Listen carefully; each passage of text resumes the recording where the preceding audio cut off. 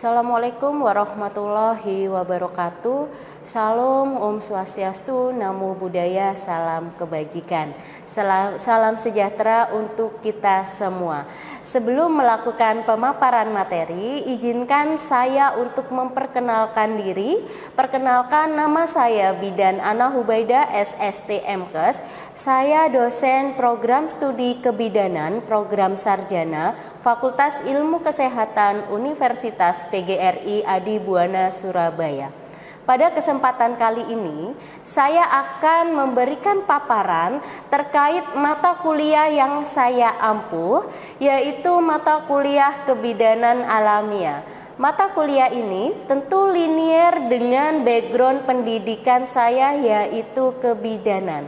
Selain mata kuliah kebidanan, adapun mata kuliah lain yang saya ampuh yaitu asuhan kebidanan komunitas, ilmu kesehatan masyarakat, dan promosi kesehatan. Untuk mata kuliah kebidanan ini terdiri dari 2 SKS. Mata kuliah ini merupakan mata kuliah inti yang wajib diberikan dan diikuti oleh mahasiswa di semester 7. Adapun deskripsi dari mata kuliah kebidanan alamiah ini yaitu pembelajaran yang menitik beratkan mengenai terapi komplementer berupa pengobatan tradisional dalam pelayanan kebidanan dalam lingkup kehamilan, persalinan, nifas, bayi baru lahir, balita, anak, remaja, dan lansia. Mata kuliah ini diampu oleh tim teaching dengan 1 dosen prodi kebidanan, sehingga saya mendapatkan 1 SKS dengan 7 kali pertemuan. Adapun syarat mengikuti perkuliahan atau mata kuliah ini yaitu harus lulus dalam mata kuliah komplementer 1. Capaian mata kuliah ini tentunya pada akhir perkuliahan diharapkan mahasiswa mampu mencapai sikap yang pertama adalah menunjukkan sikap bertanggung jawab atas pekerjaan di bidang keahlian secara mandiri. Yang kedua, mampu berkontribusi dalam meningkatkan mutu kehidupan bermasyarakat, berbangsa, dan kemajuan peradaban berdasarkan Pancasila. Capaian dalam keterampilan umum yang pertama, menerapkan pemikiran logis, kritis, sistematis, dan inovatif dalam konteks pengembangan atau implementasi ilmu pengetahuan dan teknologi yang memperhatikan dan menerapkan nilai humaniora yang sesuai dengan bidang keahliannya. Yang kedua, mampu mengkaji implikasi pengembangan atau implementasi ilmu pengetahuan teknologi berdasarkan kaidah, tata cara, dan etika ilmiah dalam rangka menghasilkan solusi gagasan saintifik hasil kajian dalam bentuk kebidanan alamiah. Untuk capaian pengetahuan, yang pertama, mahasiswa menguasai konsep teoritis, penelitian, dan evidence based praktek dalam kebidanan alamiah. Yang kedua, mampu mengaplikasikan komplementer dalam siklus asuhan kebidanan sesuai dengan standar. Yang ketiga, mampu mengaplikasikan asuhan kebidanan alamiah dalam lingkup komunitas sesuai dengan evidence based dalam kehidupan atau dalam aspek kebidanan. Capaian keterampilan khusus, mampu mengetahui dan memahami konsep pengobatan tradisional. Yang kedua, mampu mengetahui dan memahami tentang konsep simplisia dan proses ekstraksi tanaman tradisional. Yang ketiga, mampu melakukan telaah ilmiah tentang pengembangan pengobatan tradisional. Yang keempat, mampu mengkaji pengobatan tradisional herbal sesuai dengan masalah kesehatan, tentunya pada wanita usia subur, remaja, dan dalam daur siklus kehidupan. Mampu melakukan pengkajian pengobatan tradisional herbal pada masa kehamilan, persalinan, nifas, bayi baru lahir, balita, dan anak. Dalam metode yang saya gunakan, yang terdiri dari 4 metode. Yang pertama adalah metode delivery strategi. Metode ini menyampaikan materi, saya sebagai dosen akan memberikan materi dan penjelasan melalui PowerPoint. Kemudian saya akan meminta dan memberikan respon kepada mahasiswa ketika mahasiswa tersebut bertanya atau memberikan pertanyaan kepada saya. Yang kedua yaitu metode kolaborasi learning. Di sini mahasiswa akan dibentuk kelompok-kelompok untuk melakukan presentasi atau diskusi serta tanya jawab. Yang selanjutnya yaitu metode pembelajaran laboratorium. Pembelajaran laboratorium ini saya melakukan demonstrasi.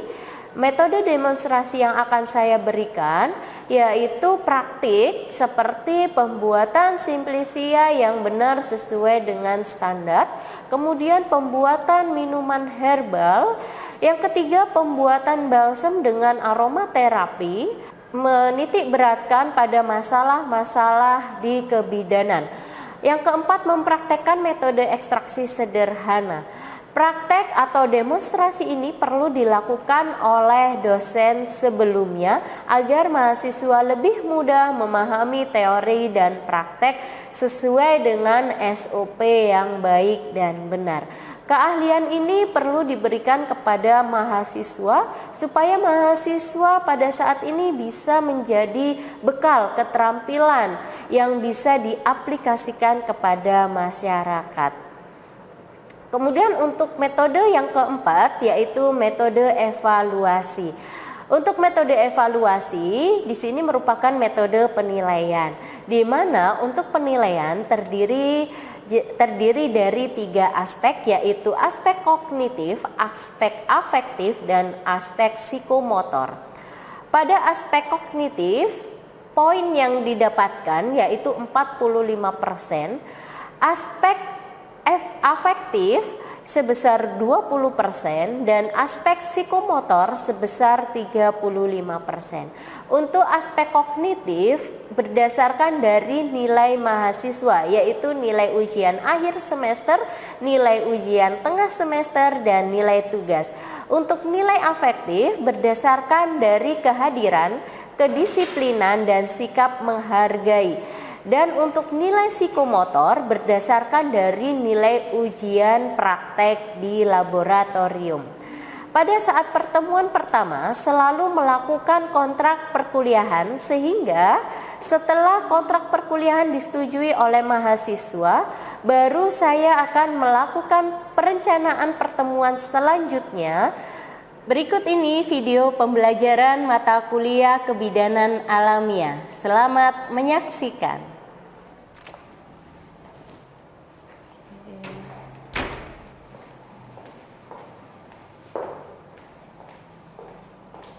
Assalamualaikum. Oke. Gimana kabarnya semuanya? Alhamdulillah. Hadir semua?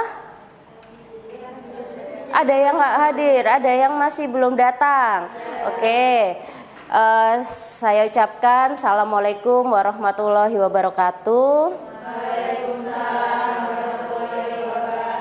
Selamat pagi, salam sejahtera untuk kita semua. Gimana kabarnya hari ini? Alhamdulillah baik. Ya harus semangat ya. Oke.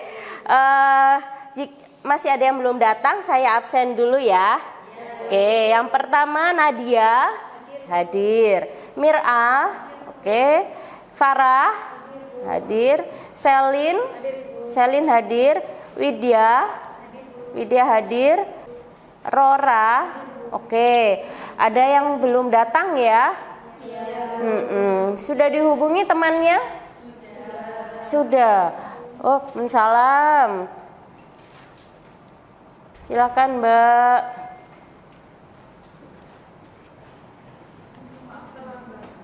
Duh, kenapa terlambat? Macet. Nah, lain kali dijadwal ya sesuai dengan perkuliahannya jam berapa, paling enggak ada schedule waktu yang ditempatkan ya. Oke, adik-adik semuanya, untuk pertemuan hari ini adalah pertemuan kedua kedua ya. Yang sebelumnya masih ingat kira-kira apa? Tentang apa? Sejarah apa? Sejarah pengobatan tradisional. Oke, untuk pertemuan kedua ini kita akan membahas tentang obat tradisional. Kira-kira nih apa yang ada di benak adik-adik kalau mendengar bahasa atau kalimat obat tradisional? Jamu, good. Kemudian apalagi? Hanya jamu aja? Hanya jamu? Obat, apalagi? Obat herbal ya. Nah, pada pertemuan kali ini nanti Ibu akan membahas tentang konsep obat tradisional dan pengobatan tradisional yang terdiri dari materinya adalah pertama definisi dari pengobatan tradisional, aspek legal, kemudian klasifikasi. Nah, klasifikasi ini nanti jadi pengenalan dari obat tradisional itu bukan cuma jamu saja, tapi ada apa lagi yang kalian tahu? Biasanya kalau kalian konsumsi juga nih kalau nggak nafsu makan untuk anak-anak ya, ada kan merek tertentu ya untuk menambah nafsu makan. Nah, oke, selain jamu, nanti kita akan membahas adalah obat herbal terstandar, kemudian dan fitofarmaka. Nah, selain itu juga ternyata ada dampak positif dari obat tradisional. Oke ya. Kemudian selain dampak positif ada kelemahan obat tradisional. Kemudian cara bijak dalam memilih obat tradisional. Oke, kita mulai dulu ya. Yang pertama, perlu kita ketahui Indonesia itu adalah mega centernya dari keragaman tanaman obat tradisional atau tanaman hayati yang belum dimanfaatkan secara optimal.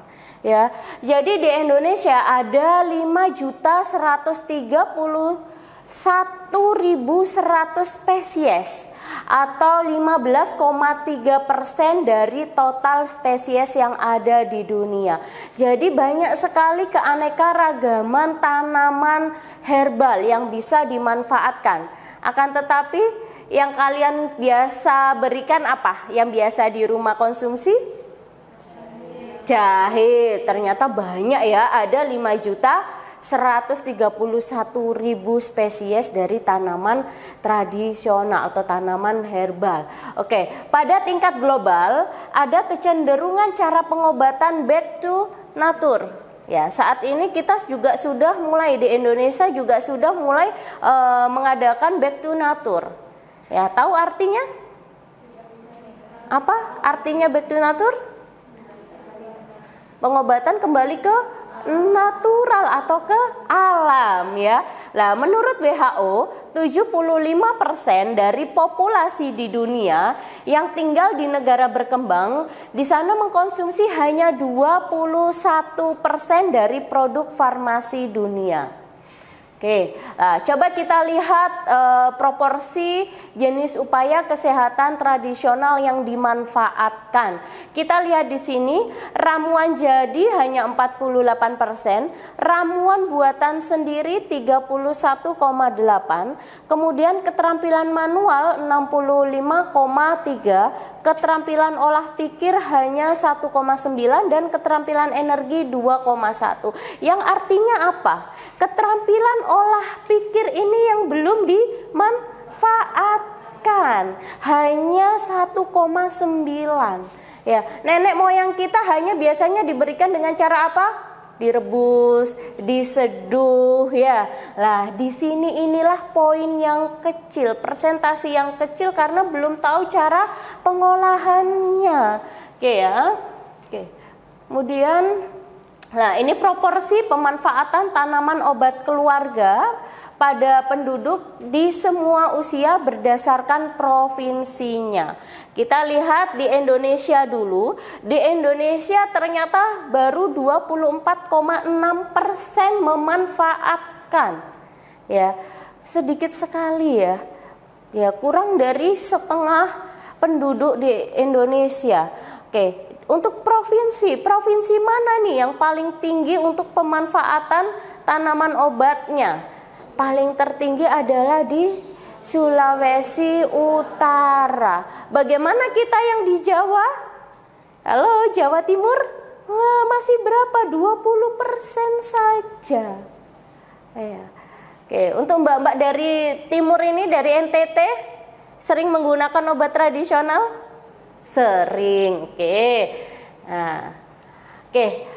Kemudian definisi berdasarkan Permenkes nomor 246 garis miring Menkes garis miring peraturan garis miring 5 tahun 1990 pasal 1. Apa itu obat tradisional? Lah, ini adalah definisinya. Obat tradisional adalah bahan atau ramuan bahan yang berupa bahan tumbuhan, bisa dari tumbuhan, bisa dari hewan, bisa dari mineral, dan sediaan galatik atau campuran dari bahan-bahan tersebut yang secara tradisional telah digunakan untuk pengobatan berdasarkan pengalaman.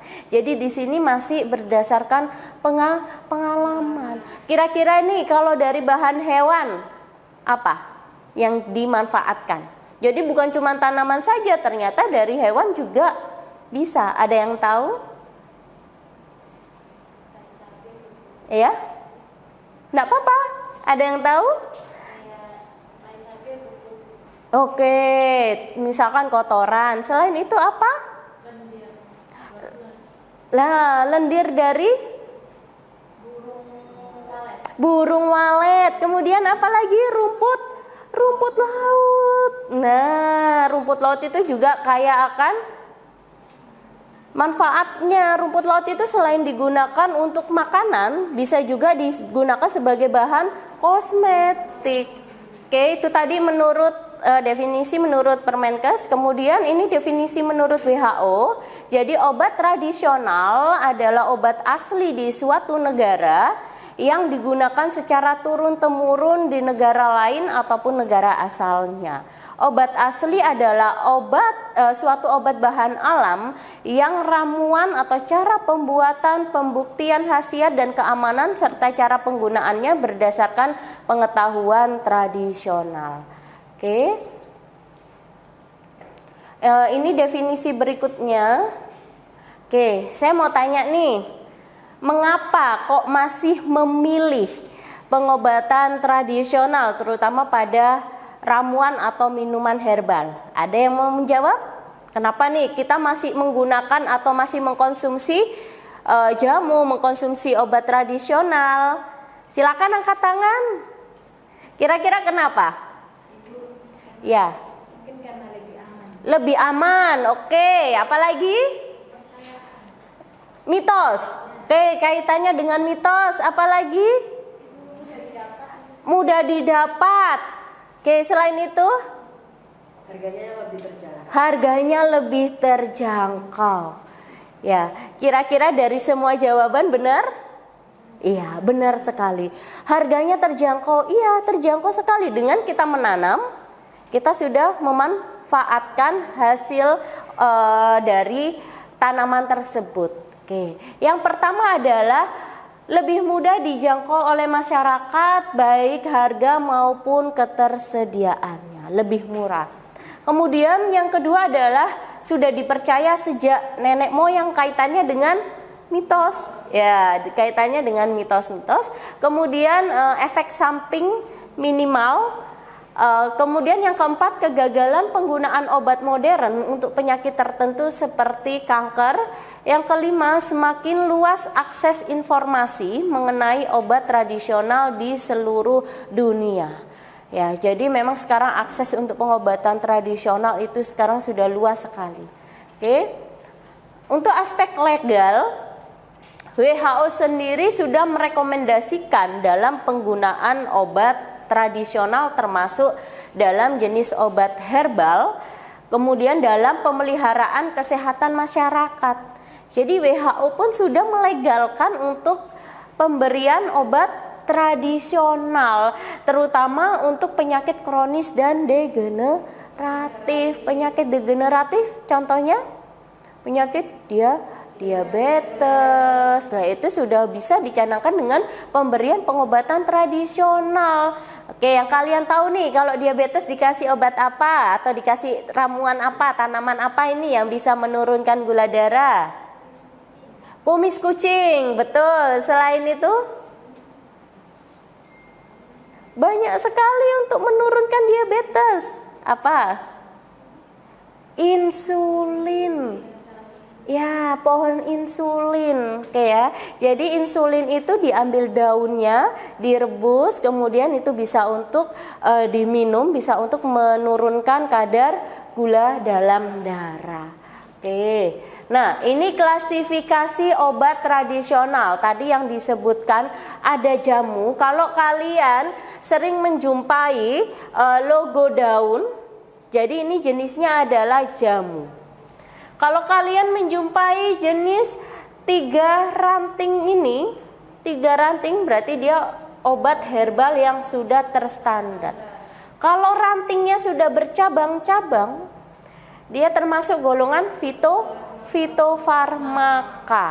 Apa bedanya? Oke, kita ulas ya. Nah, jamu dibuat secara empirik berdasarkan pengalaman. Jadi jamu masih berdasarkan pengalaman, belum ada hasil ujinya. Oke, jamu bisa dalam bentuk serbuk seduhan, pil, dan cairan yang berisi sebuah bahan tanaman serta digunakan secara tradisional, mengacu pada resep peninggalan leluhur ya. Kemudian berkisar antara 5 sampai 10 macam bahan dalam satu kali seduh. Oke ya. Kemudian obat herbal terstandar yang kita lihat ada rantingnya 3, dia belum bercabang. Apa itu obat herbal terstandar? Bahan baku harus distandarisasi dulu dan sudah diuji farmakologinya secara empiris pada hewan coba. Jadi kalau sudah jenis fitofarmaka berarti bahannya sudah diujikan melalui hewan coba dulu sebelum diberikan ke manusia. Nah, disajikan dari ekstrak atau penyarian bahan alami, dapat berupa tanaman obat, kemudian dapat berupa dari hewan, kemudian maupun dari bahan mineral ya. Tenaga kerja yang mendukung dengan pengetahuan maupun keterampilan dalam pembuatan ekstrak. Jadi sudah mulai berdasarkan hasil uji hewan coba dan sudah mulai dalam proses pembuatannya dalam ekstrak ya. Telah ditunjang dengan pembuktian alamiah berupa penelitian preklinik. Oke, kemudian obat herbal terstandar. Obat herbal terstandar, bahan baku harus distandar dan sudah diuji secara eksperimental pada hewan coba juga. Nah, kalau ini tadi ya terstandar sudah, ini contoh-contohnya ya. Kalian biasa sering mendengar kalau sakit disminor ya, atau kalau diare biasanya konsumsi apa lah. Ini salah satu dari berbagai macam jenis-jenis obat terstandar. Oke, kemudian fitofarmaka dia sudah melalui uji klinik, sudah melalui uji pada manusia ya, dapat disejajarkan pada obat modern karena proses pembuatannya telah terstandar. Pembuatan memerlukan tenaga ahli dan biaya besar, ditunjang dengan peralatan dan teknologi yang sudah canggih, ditunjang dengan bukti ilmiah sampai dengan uji klinik pada manusia. Sudah tahu ya bedanya jamu, kemudian bedanya obat herbal terstandar dan fitofarmaka. Oke. Nah, ini contohnya jenis obat fitofarmaka yang ada di Indonesia. Nah, dampak positif, efek samping lebih sedikit, memiliki banyak khasiat, lebih mudah digunakan, menuntaskan penyakit, dan alternatif pengobatan yang lebih murah. Oke.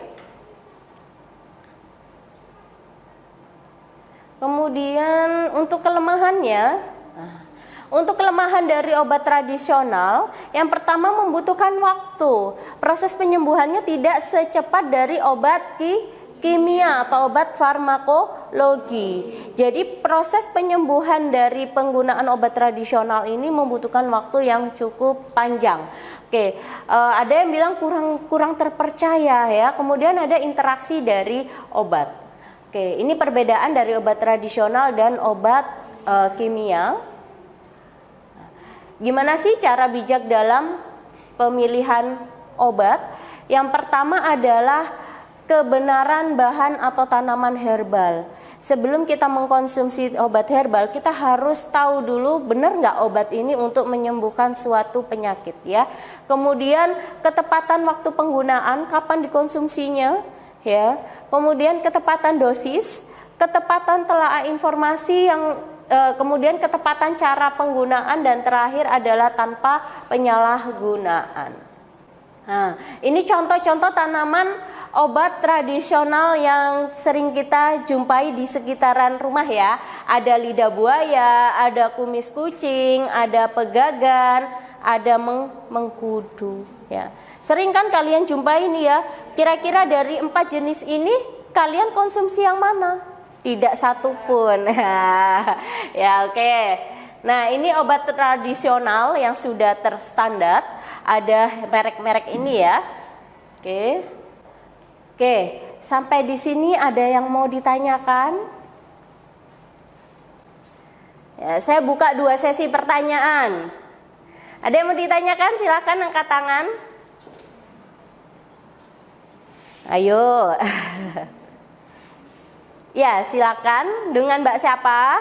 Jawia. Oke, Jawia. Apa yang ditanyakan Mbak Jawia? Saya Ibu, apakah jamu aman dikonsumsi bagi ibu hamil? Oke. Apakah jamu itu aman dikonsumsi untuk ibu hamil? Karena kita adalah bidan ya.